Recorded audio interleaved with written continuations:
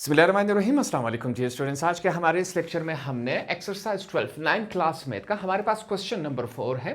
काफ़ी इंटरेस्टिंग और मज़ेदार क्वेश्चन है। इसको हमने आसान अल्फाज में सीखना है और समझना है। हमारे पास क्वेश्चन नंबर 4 क्या कहता है? Prove that the right bisectors of concurrent sides of an isosceles triangle and its altitude are concurrent। अब यहां पर हमें इंग्लिश पढ़ने से कोई समझ नहीं है। हम क्या करेंगे, आपको लिए ये क्वेश्चन जो है आपके लिए आसान अल्फाज में रखेंगे ताकि आपको आसानी से समझ आ सके। हमारे पास इस क्वेश्चन में सबसे पहला लफ्ज क्या है? Isosceles triangle. इस क्वेश्चन को मैं अगर आपके लिए आसान अल्फाज में बयान करूं, कहता है अगर एक आइसोसेलेस ट्रायंगल हो। आइसोसेलेस ट्रायंगल किसे कहते हैं? जिसके तीनों साइड्स की लंबाई लेंथ बराबर हो। फॉर एग्जांपल ये 7 सेंटीमीटर है, ये भी 7 सेंटीमीटर और ये भी 7 सेंटीमीटर। तो तीनों साइड्स की अगर लंबाई डिस्टेंस लेंथ बराबर हो तो उसे हम क्या कहते हैं? आइसोसेलेस ट्रायंगल कहते हैं। कहता है अगर एक आइसोसेलेस ट्रायंगल हो उसके हम क्या ले? Right bisectors. बाइसेक्टर के साथ क्या लगाया है? एस लगाया गया है। ठीक है, एस का मतलब क्या है कि हमारे पास जो राइट बाइसेक्टर है वो एक से ज्यादा है। कहता है इस आइसोसेलेस ट्रायंगल के जो राइट बाइसेक्टर हैं और जो इसका एल्टीट्यूड है, क्या हुए? तीन चीजें हुई। क्या वो हमारे पास कंकरेंट है कि नहीं? कंकरेंट समझ लेते हैं यहां पर एग्जाम्पल के जरिए। हमारे पास अगर एक पॉइंट हो, फॉर एग्जाम्पल मैं कहता हूं हमारे पास ये एक पॉइंट है। अगर इस पॉइंट से दो या दो से ज्यादा लाइंस किसी भी एंगल्स में गुजरे तो उसे क्या कहते हैं? उसे कहते हैं कंकरेंट कहते हैं। एक हमारे पास लफ्ज है कंकरेंट, एक हमारे पास ये लफ्ज है, एक है कंकरेंट। इन दोनों में डिफरेंस क्या है? कंकरेंट हम किसे कहते हैं? सेम को, इक्वल को, बराबर को। कंकरेंट किसे कहते हैं? अगर एक पॉइंट से दो या दो से ज्यादा लाइंस गुजरे किसी भी एंगल में, ठीक है, तो उसे क्या कहते हैं? उसे कंकरेंट कहते हैं। अब हमारे पास ये एक आइसोसेलेस ट्रायंगल है, इसमें हमने दो बाइसेक्टर्स लेने हैं और एक हमारे पास एल्टीट्यूड है। कहता है ये दोनों बाइसेक्टर्स और एल्टीट्यूड क्या कंकरेंट होंगे कि नहीं? क्या वो एक पॉइंट से गुजरेंगे या नहीं गुजरेंगे? इस क्वेश्चन में हमने ये साबित करना है। यहां पर हमने आइसोसेलेस ट्रायंगल सीखा, कंकरेंट सीखा। कंकरेंट हमें मालूम है, राइट बाइसेक्टर हमें मालूम है। किसी भी लाइन को दो बराबर हिस्सों में तकसीम कर लेना और वो जो लाइन होगा वो हमारे पास क्या बनाएगा? 90 डिग्रीज का एंगल बनाएगा। तो इसे हम क्या कहते हैं? कंकरेंट कहते हैं। यहां पर अब हमारे पास जो अगला लफ्ज है वो क्या है? एल्टीट्यूड है। इसको समझ लेते हैं कि एल्टीट्यूड हमारे पास क्या होता है। तो एल्टीट्यूड को समझने के लिए यहां पर रफ से एक हम क्या बना लेंगे? एक हमारे पास ये एक ट्रायंगल है। अब ट्रायंगल का हम हाइट कैसे मालूम करेंगे? किसी भी चीज का हाइट मालूम करने के लिए सबसे ऊंची जगह को देखा जाता है कि वो कौन सी है। ठीक है, अब इस ट्रायंगल का जब हम हाइट मालूम करेंगे तो ऐसा नहीं है कि हम ऐसा फाइंड आउट करेंगे, ऐसा भी नहीं है कि इस पॉइंट से इस तक हम हाइट मालूम करेंगे। अब इस ट्रायंगल की सबसे ऊंची हाईएस्ट पॉइंट हमारे पास ये है। तो इस हाईएस्ट पॉइंट से जब हम इस ट्रायंगल के एंड तक जाएंगे तो ये इसका क्या हुआ? एल्टीट्यूड हुआ। इसके हाइट को नापने के तरीके को हम क्या कहेंगे? एल्टीट्यूड कहेंगे। ये भी आपने सीख लिया। ठीक है, ये हमारे पास रफ वर्क है। अब सबसे पहले आपने इस थ्योरम में क्या करना है? इस थ्योरम में सबसे पहले हमने एक आइसोसेलेस ट्रायंगल बनाया। आइसोसेलेस ट्रायंगल किसे कहते हैं? जिसके तीनों साइड्स हमारे पास इक्वल हो लंबाई में, लेंथ में। ये हमने कर लिया। आगे क्या कहता है? Proof that the right bisectors of concurrent sides. Concurrent sides मतलब बराबर साइड्स। ये दोनों साइड्स क्या है? बराबर है। क्यों बराबर है? क्योंकि हमारे पास हमने कहा ये आइसोसेलेस ट्रायंगल। फॉर एग्जांपल ये भी 8 सेंटीमीटर है, ये भी 8 सेंटीमीटर है, तो ये दोनों क्या हुए? हमारे पास बराबर है। तो अब इन दोनों साइड पर हम क्या लेंगे? राइट बाइसेक्टर लेंगे। अब राइट बाइसेक्टर क्या होता है? किसी भी लाइन को, फॉर एग्जांपल ये हमारे पास 8 सेंटीमीटर है, इसका सेंटर क्या होगा? इसका सेंटर होगा 4 सेंटीमीटर। 4 सेंटीमीटर पर हमने यू लाइन लगा लेनी है। अब इस लाइन का मतलब क्या हुआ जो हमने यू 4 सेंटीमीटर पे लगाई? इस लाइन का मतलब ये हुआ कि ये हमारे पास क्या है? राइट बाइसेक्टर है। हम सेंटर तक ही आएंगे। राइट बाइसेक्टर, अब ये जो ब्लैक में डॉटेड लाइंस है, अगर यहाँ यूं हम डी रखें तो ये जो डॉटेड लाइंस है वो क्या बनाएगा, 90 एंगल बनाएगा, 90 डिग्रीज बनाएगा। राइट जहां पर हमारे पास ज्योमेट्री में लफ्ज इस्तेमाल हो वहां हम समझेंगे कि 90 डिग्रीज की बात हो रही है। तो हमने एक तरफ ये ले लिया, दूसरी तरफ जो दूसरा साइड है ये भी हमारे पास 8 सेंटीमीटर है। 8 सेंटीमीटर का हाफ क्या होता है, वो हमारे पास 4 सेंटीमीटर होता है। तो यहां पर फिर से हम क्या करेंगे, एक डॉटेड लाइन से हमने फिर से यूं एक लाइन बना लेनी है। ये हमारे पास क्या हुआ, थोड़ा सा मैं आगे चला गया ताकि हमारे लिए समझने में आसानी रहे। तो ये दोनों हमारे पास क्या हुए, ये दोनों हमारे पास क्या है, हमने इनको राइट बाइसेक्टर लिया, इन दोनों साइड्स के राइट बाइसेक्टर हमने लिए। अब ये दोनों पॉइंट जो है वो यहाँ इस पॉइंट से आके गुजर रहे हैं। यहां पर एक काम भूल गए, सबसे पहले हम क्या करते हैं, जैसे ही हम कोई ट्राइंगल बना लेते हैं उसको हमने नाम देना होता है। इसको मैं नाम दे सकता हूं ए, बी और सी, ठीक है, आप कोई भी नाम दे सकते हैं। फिर फर्क फिर क्या पड़ेगा, यहाँ तमाम थ्योरम में आपने क्या करना होगा, इस आंसर में वो नाम लिखने होंगे जो आपने यहाँ पर लिखे हुए हैं। तो हमने पहले इस ट्राइंगल को नाम दे दिया ए बी सी, आप कोई भी दे सकते हैं, इससे फर्क नहीं पड़ता। फिर हमने क्या किया, दो राइट बाइसेक्टर्स लिए यहाँ पर, और जो ये दोनों राइट बाइसेक्टर हैं वो एक पॉइंट से आके गुजर रहे हैं। इस पॉइंट को मैं क्या नाम दूंगा, ओ का। इस पॉइंट को मैंने क्या नाम दिया, ओ का नाम दे दिया। अब हमारे पास यहां पर दो और पॉइंट्स मौजूद हैं, इन दोनों पॉइंट्स को भी हमने नाम देना है। जो नाम आप देना चाहते हैं फिर यहां पर आपको चेंज करना पड़ेगा, वरना जो मैं लिखवा रहा हूं आप वो भी लिख सकते हैं। यहां पर हम क्या करेंगे, इस वाले साइड को हमने क्यू का नाम दे दिया और इस वाले साइड को हमने पी का नाम दे दिया। तमाम बातें क्लियर हो गई। अब चलते हैं हमारे पास गिवन की तरफ। गिवन में देखते हैं हमारे पास क्या है। अब यहाँ पर हम एल्टीट्यूड अगर यहाँ पर u लगा ले तो हमने तो सवाल को यहाँ डायग्राम में ही सॉल्व कर लिया, हम वो काम नहीं करेंगे, हमने साबित करना होता है। गिवन ए बी सी, हमारे पास A B C is an isosceles triangle. हमने कहा कि ये जो ए बी सी है हमारे पास आइसोसेलेस ट्राइंगल है। आइसोसेलेस ट्राइंगल मतलब इन तीनों साइड्स का जो लेंथ है, जो फासला है वो बराबर है, सच दैट ए से लेकर बी तक जो लाइन है वो बराबर है ए से लेकर सी तक। ए से लेकर बी तक जो लाइन है वो बराबर है ए से लेकर सी तक, ये दोनों लाइंस बराबर हैं। फिर डॉट है, ठीक है। पी से लेकर ओ तक, इसके ऊपर क्या है, एरो का निशान है। ये मतलब क्या है, ये राइट बाइसेक्टर की बात हो रही है, लाइन की बात नहीं हो रही।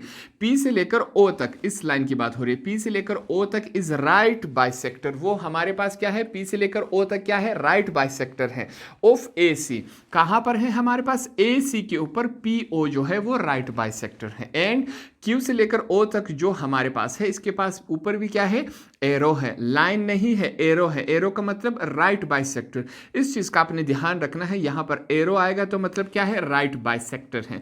क्यू से लेकर ओ तक जो है हमारे पास राइट बाइसेक्टर है। कहां पर राइट बाइसेक्टर है, is right bisector of A B.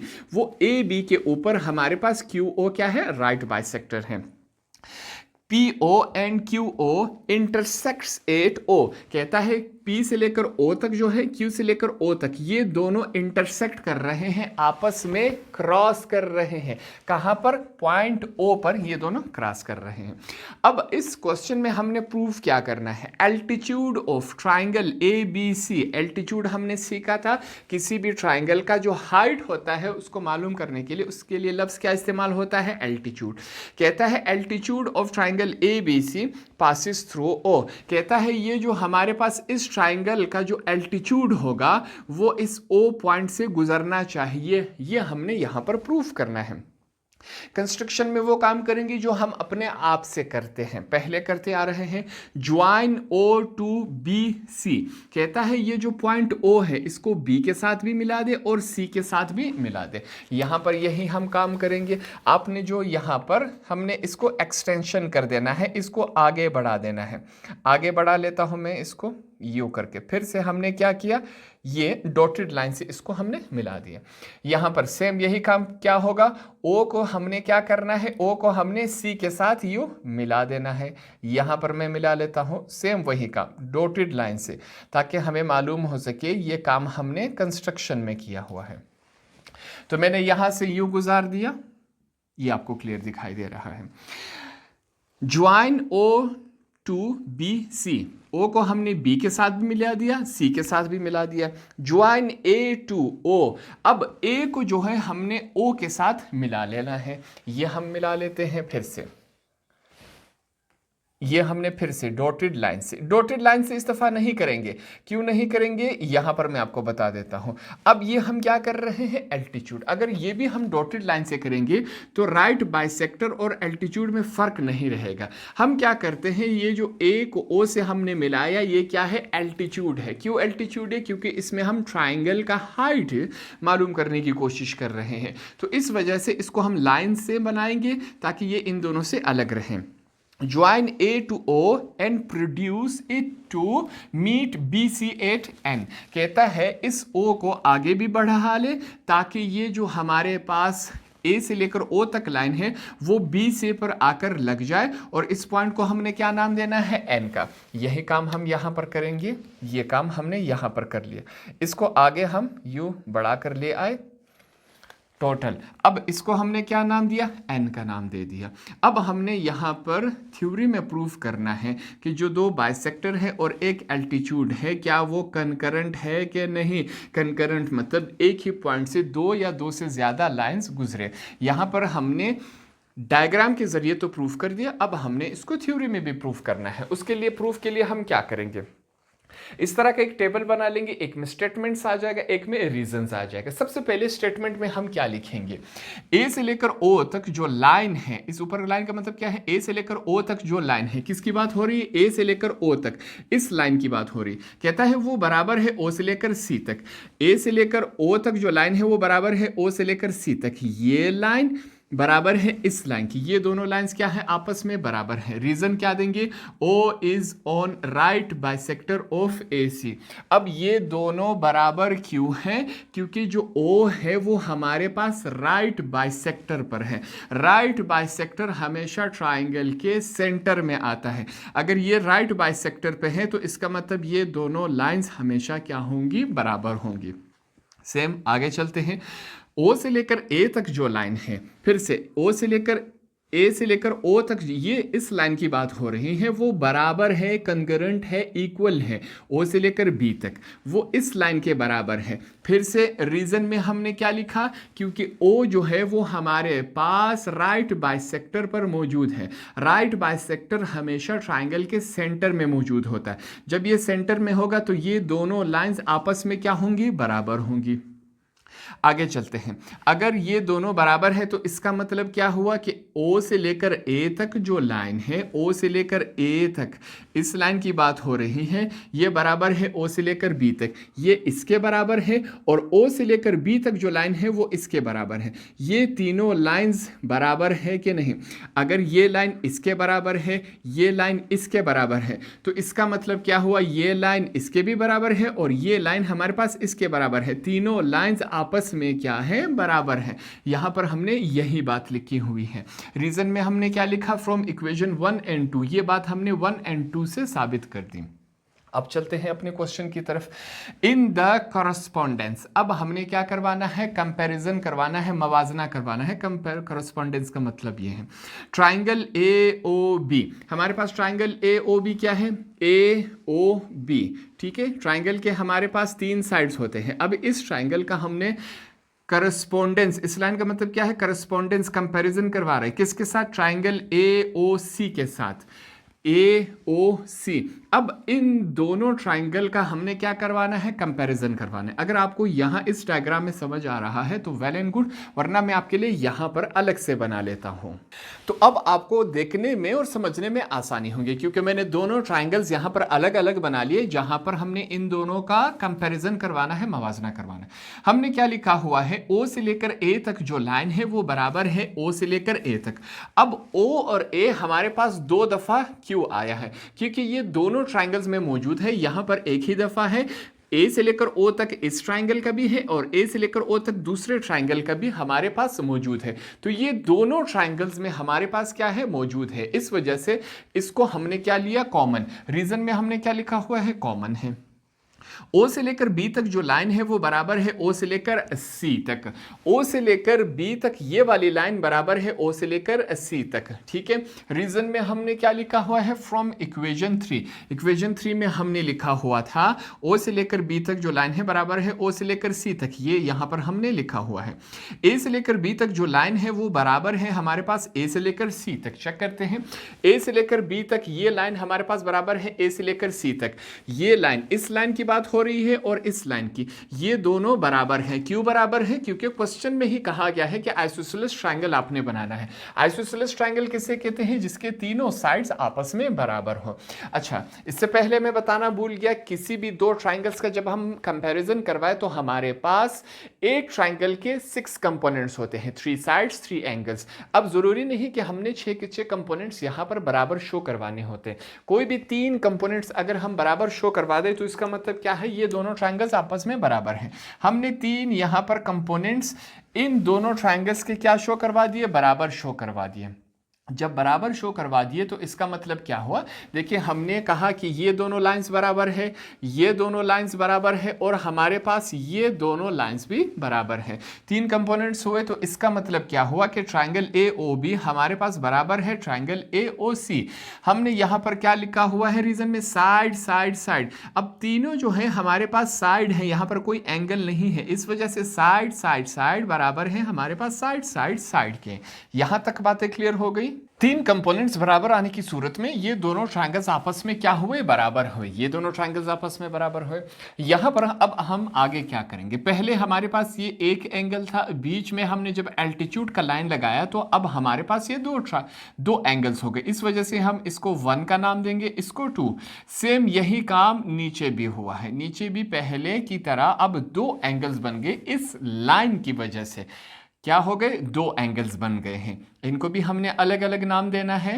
इसको मैं 3 का नाम दूंगा और इसको मैंने 4 का नाम दे दिया, ठीक है, ताकि हमें समझने में आसानी हो। अगर ये दोनों ट्रायंगल्स आपस में बराबर हुए तो इसका मतलब क्या है, मेजरमेंट एंगल 1 बराबर है मेजरमेंट एंगल 2 के। यहां पर एंगल, अगर ये दोनों ट्रायंगल्स आपस में बराबर हुए तो इसका मतलब क्या है कि इन दोनों का जो एंगल्स है वो भी बराबर है। इसी वजह से मेजरमेंट एंगल 1 बराबर है मेजरमेंट एंगल 2। इसको हमने इक्वेशन 4 का नाम दिया। साथ में हम क्या लिखेंगे, corresponding angles of concurrent triangle. जब हम किसी भी 2 ट्रायंगल का कंपैरिजन करवाएं और वो दोनों आपस में बराबर आए तो याद रखिए उसके हमेशा एंगल्स, आमने सामने वाले एंगल्स भी बराबर आएंगे। अगर यहां पर हम इस एंगल की बात कर रहे हैं तो दूसरे ट्रायंगल में भी हम इसी एंगल की बात करें, ऐसा नहीं इस एंगल की बात कर रहे होंगे। आमने सामने वाले एंगल्स हमेशा बराबर आएंगे। आगे चलते हैं। इन द करस्पॉन्डेंस, फिर से हमने कंपैरिजन करवाना है। अब किसका कंपैरिजन करवाना है, ए बी एन। ट्रायंगल क्या है, triangle A B N. Check करते हैं, ए बी एन। अब हमारे पास ये मुकम्मल एक साइड जो है इस ट्रायंगल का हमने कंपैरिजन करवाना है। इस लाइन का मतलब क्या है, करस्पॉन्डेंस। करस्पॉन्डेंस मतलब कंपैरिजन। किसके साथ करवाना है, ट्रायंगल सी ए एन के साथ। हमारे पास सी ए एन। अब हमने इन दोनों ट्रायंगल्स का कंपैरिजन करवाना है। अगर यहां पर आप समझ सकते हैं तो वेल एंड गुड, वरना मैं यहां पर आपके लिए अलग अलग बना लेता हूं।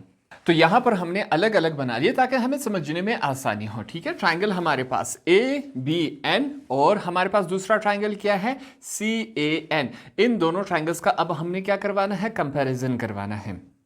चेक करते हैं, हमारे पास ए से लेकर बी तक जो लाइन है वो बराबर है ए से लेकर सी तक। ये बात हमने गिवन में भी लिखी थी, ए से लेकर बी तक जो लाइन है वो बराबर है ए से लेकर सी तक। ये दोनों साइड्स आपस में क्या है, बराबर है। क्यों बराबर है, क्योंकि हमने कहा था कि ये हमारे पास आइसोसेलेस ट्रायंगल है। आइसोसेलेस ट्रायंगल में हमेशा साइड्स क्या होती हैं, बराबर होती हैं। आगे चलते हैं, हमारे पास नेक्स्ट क्या है, मेजरमेंट एंगल 1 बराबर है मेजरमेंट एंगल 2 के। यहां पर चेक करें, ये हमारे पास एंगल 1 था, ये हमारे पास क्या है, एंगल 2। इन दोनों की बात हो रही है। ये दोनों एंगल्स भी आपस में क्या है, बराबर है। क्यों बराबर है, क्योंकि इनको बिल्कुल सेंटर से हमने कट किया एल्टीट्यूड के लिए। जब ये पहले 60 डिग्री था फॉर एग्जाम्पल, अब 30 इस तरफ है 30 इस तरफ है, तो ये दोनों आपस में क्या हुए, इक्वल हुए, बराबर हुए। रीजन में हमने क्या लिखा, फ्रॉम इक्वेशन 4। इक्वेशन 4 में हमने यही बात लिखी थी, अगर ये दोनों ट्रायंगल्स बराबर है तो इनके एंगल्स भी बराबर होंगे। नेक्स्ट चलते हैं, फिर से हमारे पास ए से लेकर एन तक जो हमारे पास लाइन है, इस लाइन की बात हो रही है, ए से लेकर एन तक जो हमारे पास लाइन है वो बराबर है हमारे पास दूसरे ट्राइंगल के ए से लेकर एन तक। अब ए से लेकर एन तक दो दफा क्यों है? क्योंकि हमारे पास यहां पर आपके समझाने के लिए एक ही लाइन है, ए से लेकर एन तक हमारे पास इस ट्राइंगल का भी है और दूसरे ट्राइंगल का भी है, इसीलिए हमने रीजन में क्या लिखा हुआ है? कॉमन लिखा हुआ है। दो ट्राइंगल्स का जब हम कंपैरिजन आपस में करवाएं, अगर उनके तीन कोई भी कंपोनेंट्स बराबर आए तो हम समझेंगे कि ये दोनों ट्राइंगल्स आपस में बराबर हो। यहां पर हमने तीन हमारे पास कंपोनेंट्स हमने बराबर शो करवा दिए, इसका मतलब क्या हुआ? ये दोनों ट्राइंगल्स आपस में क्या है? बराबर है। अब जो मैं लिखवाऊंगा इसको मिटा के यहां पर लिखूंगा, आपने वो इसके नीचे लिखते जाना है। तो इसका मतलब हुआ ये दोनों ट्राइंगल्स आपस में क्या है? बराबर हैं। तो हम क्या लिखेंगे? Side angle side. अगर तीन कंपोनेंट्स चेक करें, पहला साइड है, दूसरा एंगल है, तीसरा साइड है, साइड एंगल साइड बराबर आया साइड एंगल साइड के हमारे पास। अगर ये दोनों ट्राइंगल्स बराबर आए तो इसका मतलब क्या है? एंगल 3 और एंगल 4 क्या है? आपस में बराबर है। अगर ये दोनों ट्राइंगल्स आपस में बराबर आए तो यहां पर जो हमारे पास एंगल 3 है और एंगल 4 है ये भी तो बराबर है। क्यों? क्योंकि दोनों ट्राइंगल्स आपस में बराबर है। रीजन में इसी वजह से हमने लिखा हुआ है corresponding angles of concurrent triangle. जब हमारे पास दो ट्राइंगल्स आपस में बराबर आ जाए तो इनके आमने सामने वाले एंगल्स भी हमेशा बराबर होंगे। तो नेक्स्ट क्या होगा? Measurement angle 3। एंगल 3 को हमारे पास इस एंगल की बात हो रही है, अगर एंगल 3 को हम प्लस करवाए, ऐड करवाए एंगल 4 के साथ तो हमारे पास क्या बन रहा है? 180 डिग्रीज। इन दोनों के एंगल्स को जब हम आपस में ऐड करवाएंगे हमारे पास क्या बन रहा है? 180 डिग्रीज। अब यहां पर जो भी काम करेंगे हम सिर्फ ये फाइंड आउट करेंगे कि एक साइड हमारे पास कितना एंगल बना रहा है। ये काम तमाम हम इसीलिए कर रहे हैं। तो इस वजह से दोनों एंगल्स को जब हमने आपस में ऐड किया तो 180 डिग्रीज बना रहा है। रीजन में क्या लिखा? Supplementary angles. जहां पर 90 डिग्रीज बन रहा हूं वहां हम लिखते हैं सप्लीमेंट्री एंगल्स। अच्छा, तो हम क्या लिखेंगे? मेजरमेंट एंगल 3 को अगर जमा करवाया जाए मेजरमेंट एंगल 3 के साथ तो भी हमारे पास 180 डिग्रीज बनता है। अब यहां पर मेजरमेंट एंगल 4 की जगह हमने 3 क्यों लिखा? क्योंकि यहां पर हमने लिखा था कि एंगल 3 बराबर है 4, तो इस वजह से हमने क्या किया? एंगल 4 की जगह 3 लिखा। क्यों? क्योंकि ये दोनों आपस में बराबर है। जब बराबर है तो 4 की जगह एंगल 3 हम लिख सकते हैं। यहां पर हमने लिख लिया बराबर है 180 डिग्रीज। इन दोनों को आपस में जमा करवाया जाए, 1 मेजरमेंट एंगल 3, 1 मेजरमेंट एंगल 3, दोनों क्या बनेंगे? 2 मेजरमेंट एंगल 3 बनेंगे, is equal to 180 degrees. Region में डिवाइडिंग टू बोथ साइड्स। अब 2 को दोनों साइड्स के साथ क्या करवाएंगे? डिवाइड करवाएंगे। यहां पर भी मैंने 2 डिवाइड करवाया, यहां पर भी मैंने 2 डिवाइड करवाया। 2 1 जार 2, 2 1 जार 2, 2 1 जार 2, 2 90 जार हमारे पास क्या बनता है? 90 बनता है। अब यहां पर इस साइड पे हमारे पास क्या बचा? मेजरमेंट एंगल 3 बराबर है हमारे पास 90 डिग्रीज। अब हमें मालूम हुआ कि हमारे पास जो एंगल 3 है वो 90 डिग्रीज है, एंगल 4 है क्या है? 90 डिग्रीज है। दोनों 90 है, इस वजह से 180 डिग्रीज आ रहा था। यहां पर हमने प्रूफ करके दिखाया। अच्छा, जब ये हमारे पास मेजरमेंट एंगल 3 हमारे पास 90 डिग्री है तो इसका मतलब क्या हुआ? AON इस पूरे लाइन की बात हो रही है, इज एल्टीट्यूड। ये हमारे पास क्या है? एल्टीट्यूड है। एल्टीट्यूड किसे कहते हैं? Height of a triangle. किसका एल्टीट्यूड है? Triangle ABC। ये हमारे पास AON जो है ये स्ट्रेट लाइन हमारे पास क्या है? एल्टीट्यूड है। किसका एल्टीट्यूड है? ट्राइंगल ABC का हमारे पास क्या है? एल्टीट्यूड है। अगर ये हमारे पास AON एल्टीट्यूड है, इसका मतलब क्या हुआ? Altitude of ABC passes through O। इसका मतलब ये हुआ कि ये जो एल्टीट्यूड है वो भी O पॉइंट से गुजर रहा है। ये दोनों हमारे पास बाइसेक्टर्स जो थे, ये बाइसेक्टर और ये बाइसेक्टर, ये भी हमारे पास O पॉइंट से गुजर रहा है। इस क्वेश्चन में हमने साबित ही यही करना था कि दो हमारे पास जो बाइसेक्टर है, राइट बाइसेक्टर, और एक जो एल्टीट्यूड है वो इस एक पॉइंट O से ही गुजरना चाहिए। यहां पर हमने साबित भी कर दिया, डायग्राम में भी शो करवा दिया कि ये यही पॉइंट O से ही गुजर रहा है। इस क्वेश्चन में हमने इतना ही करना था, तो इस क्वेश्चन को भी हमने आसानी से समझ लिया। होप आपको ये आसानी से समझ आ गया होगा।